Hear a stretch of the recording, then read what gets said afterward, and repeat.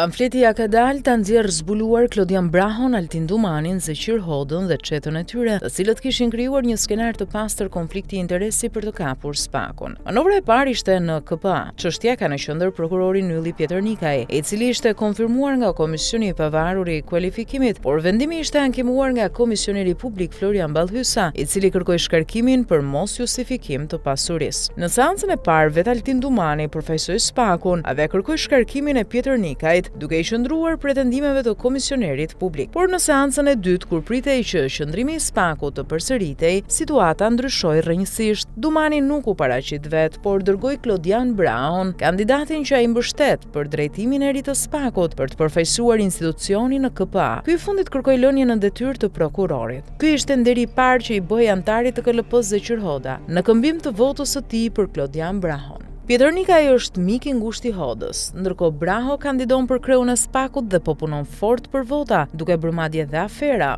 po ashtu ai është i preferuari i Dumanit. Nderi i dytë që ka kërkuar Zeqir Hoda për të dhënë votën e tij është që të punsohet i biri në SPAK. Ditmiri Hoda ka kandiduar për hetues financiar në SPAK, një vakancë e shpallur muaj më parë. Komisioni që u mor me verifikimin e kandidatëve përbëhej nga Sotir Klapi, Dorina Bejko dhe Klodian Braho. Këta të tre arritën ta çojnë djalin e Zeqirit deri në fazën e tretë, e cila u konkretizua sot. Sot vjetemrat e mbetur ju nënshtruan testit me gojë dhe mes tyre është Ditmir Hoda. Por Dumani është kujdesur të justifikojë konfliktin e interesit të publikuar nga pamfleti. Pse e themi këtë? Kjo është hera e parë që SPAK e bën kaq të bujshme për zgjedhjen e hetuesve financiar dhe kanë kaluar pa rëndësi. Sot SPAK informoi të gjitha mediat mbi mbajtjen e intervistave dhe u kujdes të bënte me dije se Klodian Braho ishte tërhequr nga komisioni përzgjedhës. Madje sipas SPAK-ut kjo ka ndodhur në datën 6 tetor, ditën kur Braho dorëzoi aplikimin për drejtues. Por sa do të tentojnë, Dumani e Braho nuk e mbulojnë dot diellin me shosh. Faktet janë sheshit se kemi të bëjmë me një aferë të pastër dhe konflikt interesi. Dumani po lufton fort të emëroj Brahon si pasardhës dhe po blen vota në KLP. Zeqirit ju premtua konfirmimi në detyrë i mikut të ngushtë dhe punësimi i idealit. E para u përmbush, e dyta do të shohem, nuk dihen rezultatet e intervistave. Por sinjalet janë se Dumani do i shkojë deri në fund skandalit, duke dëshmuar qartë se gara për kreun e SPAK-ut është kthyer në pazar të gjës së gjallë.